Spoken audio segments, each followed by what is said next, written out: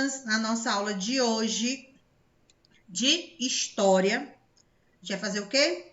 Concluir o assunto sobre a França, onde já estudamos o Antigo Regime, iniciamos a Revolução Francesa e vamos compreender como foi que aconteceu esse movimento e dando início à proclamação da República Francesa, iniciando um novo país, uma nova história, pondo fim a uma monarquia, ao poder do rei Luís XVI.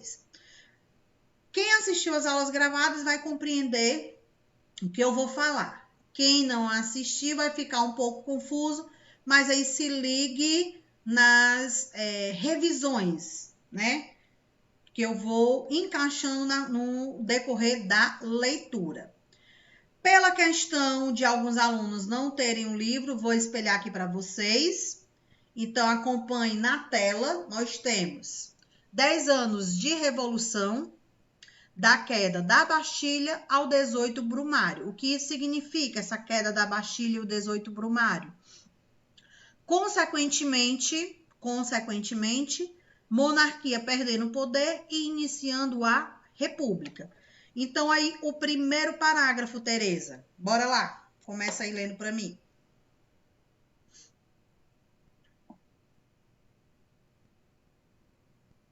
A Tereza nem tá na aula. Ah, não? Tá, não. Vai lá, já. Tá. Vai lá, primeiro parágrafo. Enquanto os debates seguiam na Assembleia Constituinte, diversos boatos circulavam pela França anunciando que a aristocracia, aliada ao rei, pretendia dar um golpe e fechar a Assembleia. Pronto, parou aí. Parou aí, calma. Recapitulando da aula gravada. Quando o rei Luís XVI convocou os 3 estados, representantes do primeiro estado, do segundo estado e do terceiro estado, para a Assembleia Geral, onde ali eles iriam decidir através de voto, através da votação, quais seriam as imposições com relação a impostos que eram cobrados e de que forma iria entrar no consenso.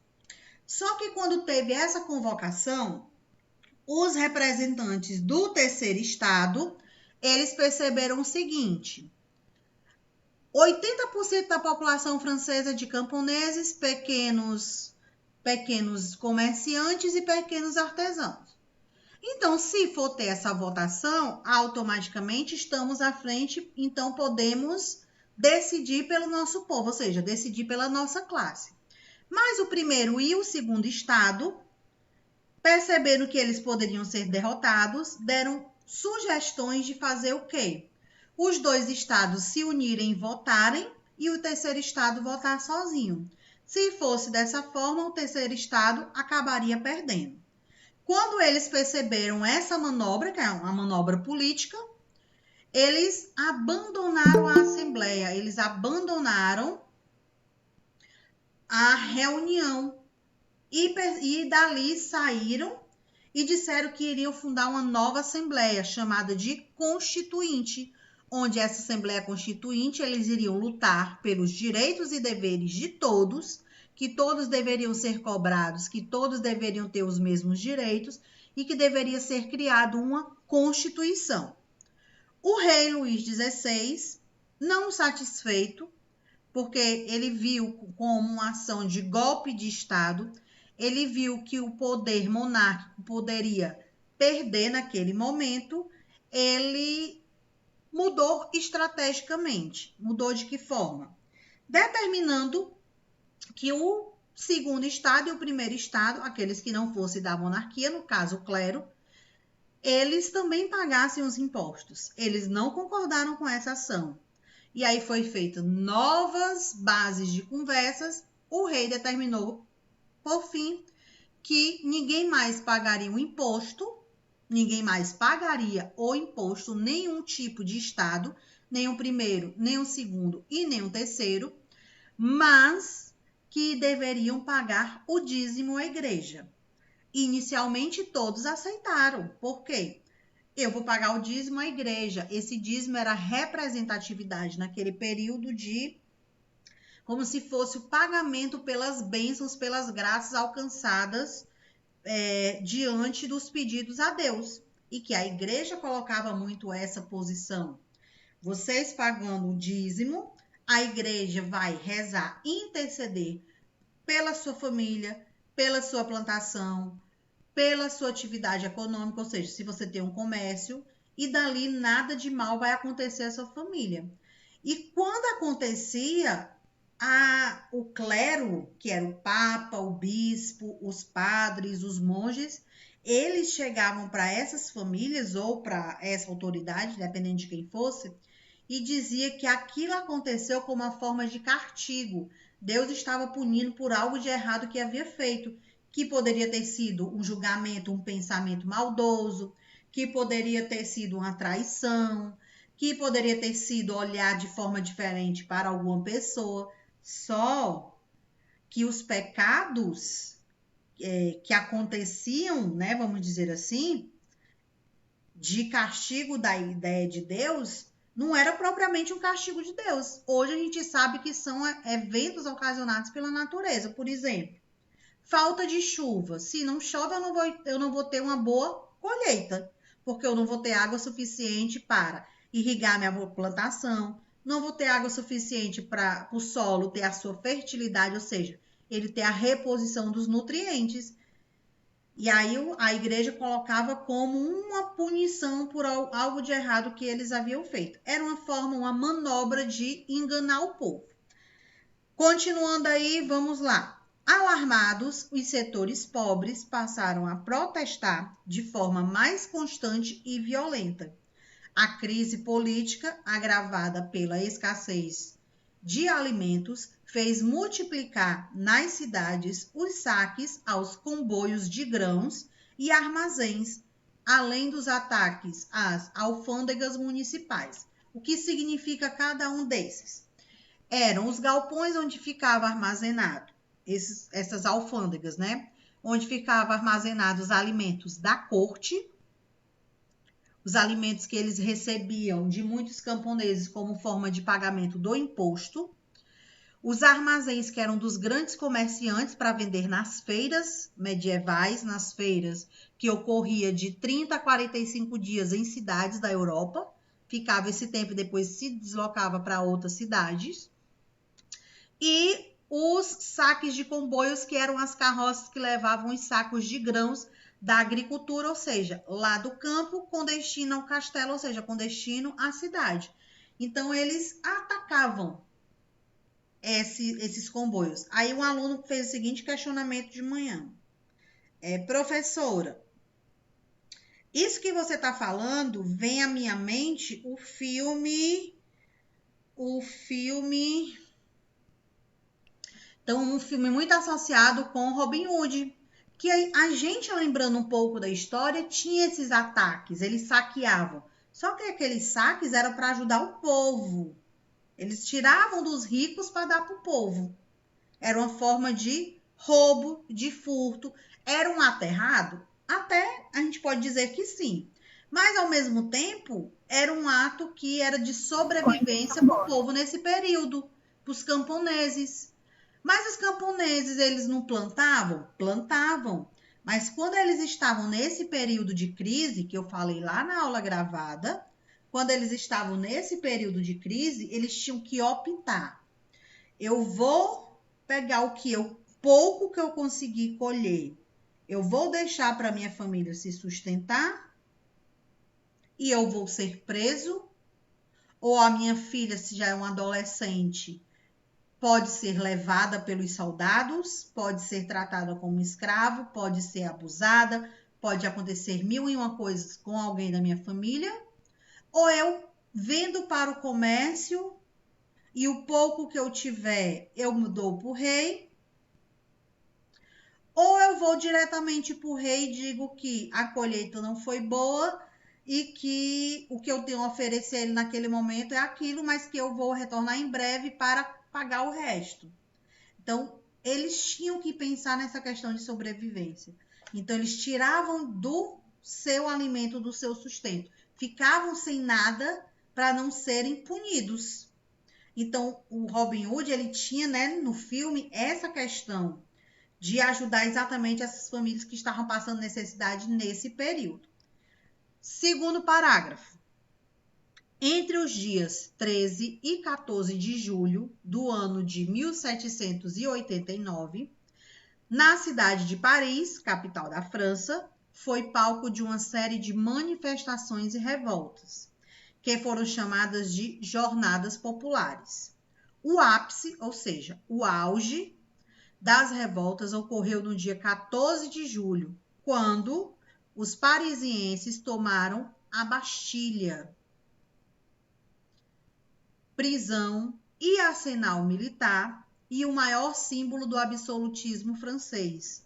A revolução começava e não tinha um líder definido. Olha só o que aconteceu.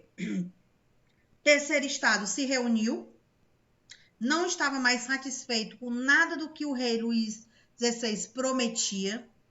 Ele alegava uma coisa e depois voltava atrás, dava várias determinações, não pensava no povo de forma, vamos dizer assim, positiva, queria sempre se dar bem em cima do povo, ser beneficiado. E, por um lado, ele esquecia que era o povo que mantinha toda a sua riqueza. Então, quando o povo começou a perceber que o rei não estava do lado deles, eles começaram a fazer o quê? Essas manifestações, essas revoltas na cidade de Paris. Por isso que foi chamada de Jornadas Populares, porque eram representantes do terceiro estado, a classe mais pobre da França, dando início aí à Revolução Francesa. Queda da Bastilha, invasão dos palácios, invasão da corte, invasão do castelo, tomando força, tomando poder, tirando o rei do poder. E o povo conseguiu fazer isso, professora? Conseguiu, que é o que a gente vai ver adiante. A monarquia constitucional. Em agosto de 1789, a Assembleia Nacional Constituinte aboliu o dízimo eclesiástico. O que é esse dízimo eclesiástico? Era o dinheiro, como se fosse o imposto pago à igreja, que era a representação de quê? 10% do que os camponeses, do que a burguesia lucrava, era destinado à igreja. Todas as obrigações feudais que pesavam sobre os camponeses também elas foram abolidas. Olha o que foi que em 89 o rei Luís XVI determinou. Até então, o povo pagava o dízimo. Não tinha mais o imposto ao rei, mas pagava o dízimo. Mas em 89, com a queda da Bastilha, o movimento revolucionário, o início da Revolução Francesa, o rei, com medo de perder o poder, de sofrer um golpe de Estado, de ser preso, de ser morto, ser esquartejado, ou seja, sofrer grandes punições à família real, ele aboliu todos os problemas que fossem relacionados, vamos dizer assim, com o povo. O povo não iria mais precisar pagar o dízimo, o povo não ia ter mais obrigações com a monarquia. Eles estavam livres de qualquer atividade que eles eram obrigados a realizar. Dessa forma, foi declarado o direito do homem e do cidadão, todos terem os mesmos direitos, que estabeleceu a igualdade de todos os homens perante a lei, o direito à liberdade, o direito à crença religiosa, direito à propriedade, ou seja, a terras, direito à segurança e direito a resistir contra qualquer tipo de opressão. Olha o que foi o leque que ele já abriu, beneficiando o terceiro estado. Vocês vão ter os mesmos direitos que o primeiro e o segundo estado. Agora vai ser uma única Constituição, privilégio para todos. Pagar imposto, todos vão ter que pagar. Se você tem sua terra, ela é sua, ninguém pode tomar ela de você. Alguém pode lhe oprimir, o que significa essa palavra oprimir naquele período? Lhe humilhar, lhe maltratar, xingar, dizer que vai lhe prender, ameaçar você de morte. Nada disso poderia mais acontecer. Se acontecesse, você poderia o quê? Resistir. E aí, diante dessa resistência, ia ter os 3 poderes que foram criados, o executivo, o legislativo e o judiciário, para analisar e definir se vocês iriam ser julgados, presos ou condenados, independente nesse momento de qual estado você pertencesse, se era o primeiro, se era o segundo ou se era o terceiro. Até aqui, alguma dúvida? Não. Não. Diante dessa monarquia constitucional, com a questão da liberdade, com a questão da igualdade, surge o tema da Revolução Francesa. Liberdade, igualdade e fraternidade. Independente de você ser rico, você ser pobre, você ser homem, você ser mulher, você ter condições, você não ter, independente disso, nesse momento na Revolução Francesa, todos deveriam ser respeitados igualmente. Todos deveriam ter os mesmos direitos. Todos deveriam ser privilegiados. Até um certo momento, tudo isso foi acontecendo. Até que o rei resolveu tentar enganar mais uma vez o terceiro estado, que é o que a gente vai ver agora. E aí foi nesse momento que o rei e toda a corte francesa foi preso. Eles se tornaram prisioneiros do terceiro estado. Por isso que eu digo muitas vezes, quando alguns alunos me perguntam, não tentem enganar o povo. O povo, ele é enganado porque quer. Ele tem consciência das coisas que vão acontecer. Como assim, professor?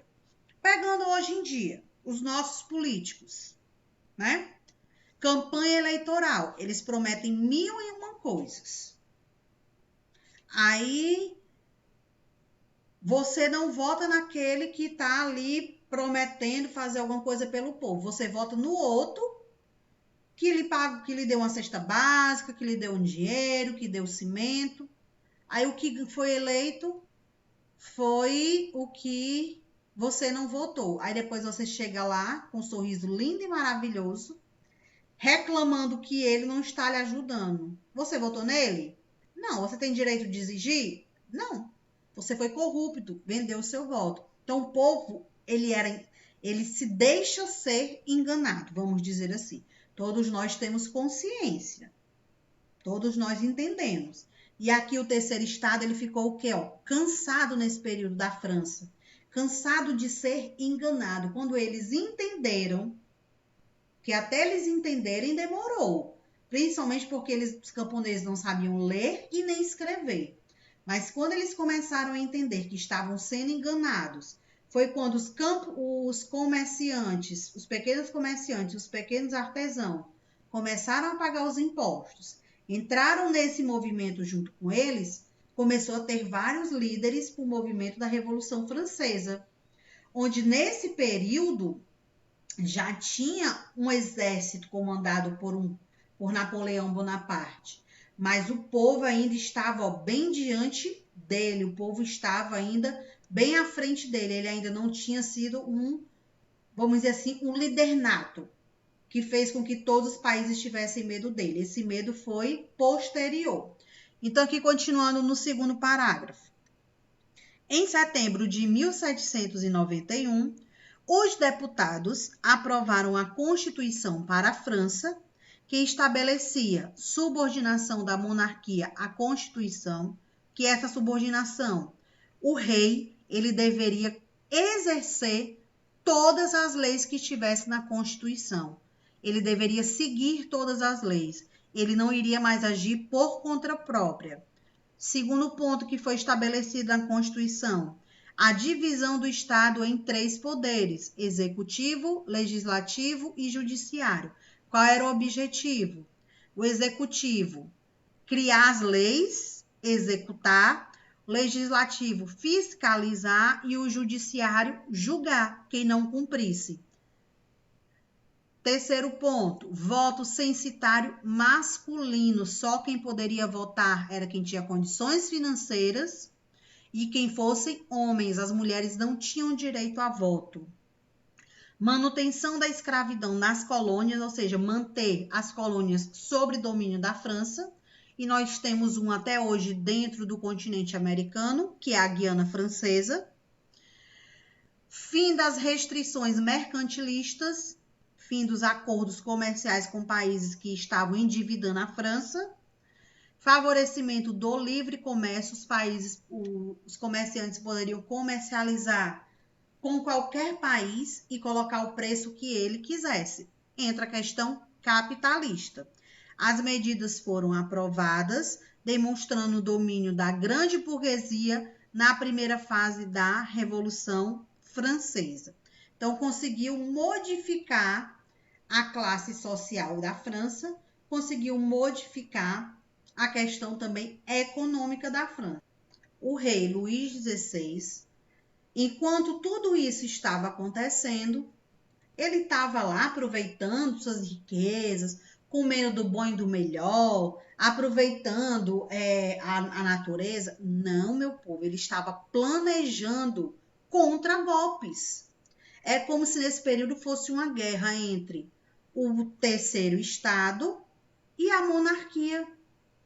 E aí, diante disso, nós temos a proclamação da República Francesa. Como foi que ela chegou a acontecer? Atemorizada com a situação política estável, porque a política ficou estável, ou seja, não teve mais grandes problemas. Terceiro estado começou a ser respeitado, o segundo estado começou a apoiar o terceiro estado, porque eles perceberam que o rei estava perdendo força. É aquela história. Eu sou teu amigo, mas se eu perceber que tu vai se dar mal, eu vou sair do teu lado e vou pro lado do outro. Abandonar o barco. Vocês já ouviram essa frase? Já. Não.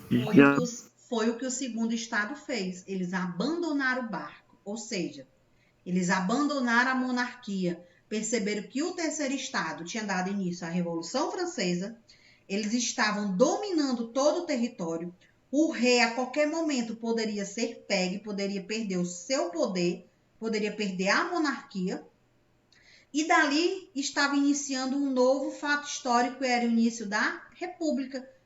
O segundo estado muito esperto, conhecedor das leis, com muito dinheiro, começou a se debandar para o outro lado.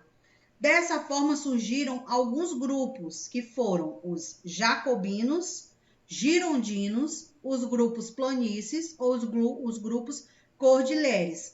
Desses 4 grupos, os mais, vamos dizer assim, de grande importância dentro da Revolução Francesa, para tornar a República Francesa, ou seja, acabar com a Revolução e iniciar a República, foram os jacobinos e os girondinos. A gente vai falar sobre os dois. Mas para chegar lá, vamos lá no começo. Em julho de 1791, o próprio rei e a família real tentaram fugir da França. Nesse momento, o rei estava o quê? Morrendo de medo. Mas eles foram capturados e levados para o Palácio das Tulherias. Olha só, quem foi que capturou o rei? O segundo estado junto com o terceiro estado. Lembra que eu falei que eles se uniram? O segundo estado pulou para o lado do terceiro, se debandou, que não foi nada besta. O que é que eu vou fazer? Eu vou ficar logo do lado deles, para não correr o risco deles fazerem comigo o que eles vão fazer com o rei. Então, o rei foi preso, ele e a família real.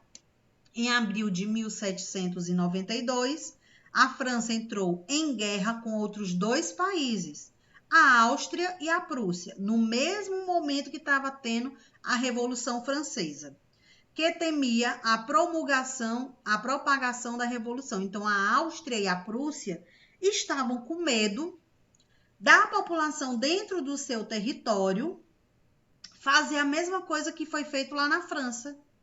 o famoso golpe de Estado, tentar derrubar o rei, tirar o poder dele. Dessa forma, eles fizeram o quê? Invadiram a França para tentar ter o domínio da França e ter as terras para si, uma terra a mais, achando que iam conseguir derrotar o povo. Será que eles conseguiram? Bora ver lá. O rei e os contra-revolucionários incentivaram a guerra. Olha o objetivo do rei. Acreditando que a França seria derrotada e que eles poderiam restaurar o antigo regime. Qual era o antigo regime? Certo, Tereza? Qual era o antigo regime? Os 3 estados, onde quem comandava era a monarquia, onde quem comandava era o rei junto com a igreja. Só que aqui já estava se iniciando a república, a monarquia não tinha mais direito nenhum. A Assembleia Legislativa foi dissolvida e novas eleições foram realizadas, dando início assim à Convenção Nacional, onde os 2 grupos que eu mencionei para vocês foram considerados os mais importantes, jacobinos e girondinos. Quem fazia parte deles? Jacobinos eram representados pela pequena burguesia e a classe média de Paris. Eles tinham a influência das ideias do filósofo Rousseau e defendiam o quê? Uma sociedade igualitária, todos tivessem os mesmos direitos. E os jacobinos representavam e os girondinos, representavam os republicanos moderados, classe média, a grande burguesia, a classe rica privilegiada, os grandes comerciantes e os nobres liberais. Flávia, quem eram esses nobres liberais? Eram representantes de dentro da monarquia, mas que eles não queriam mais que tivesse o rei comandando. O objetivo desses nobres liberais era o quê? Se tornar república e eles serem o chefe maior do país quando ele fosse uma república. Olha também membros da corte pulando de lado, mudando de lado. Mas, Flávia, quem eram esses nobres? Eram conselheiros. Não era propriamente a rainha, os filhos, os primos, não.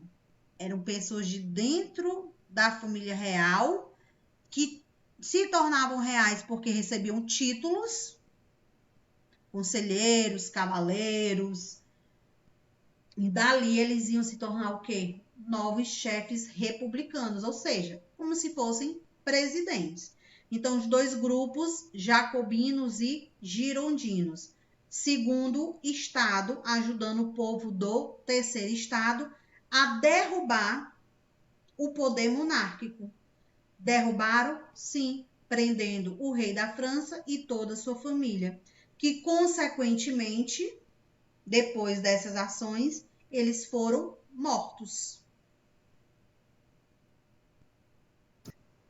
Para concluir a nossa aula, lembrando a vocês, atividade página 85, questão 1, questão 2 e questão 3. Não precisa copiar as perguntas, só responder no caderno. Mas caso você não tenha o livro, aí sim, eu quero perguntas e respostas, tá bom? E fala comigo lá no Class para saber como pegar a foto das questões da atividade. Bora lá para a chamada para concluir nossa aula. Ana Letícia.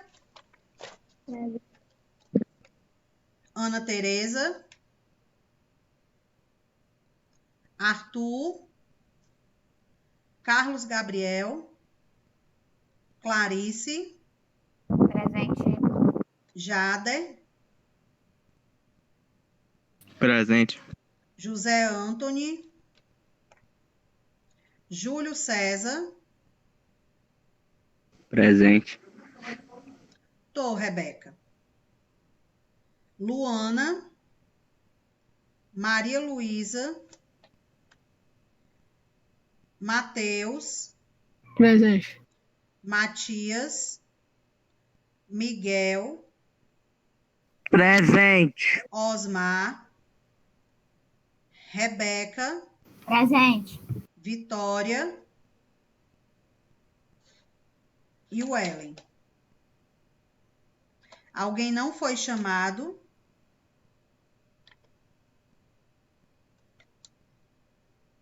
Então, meu povo, uma boa tarde a todos. Até a nossa próxima aula. Fiquem atentos que é revisão e explicação do TD. Tchau!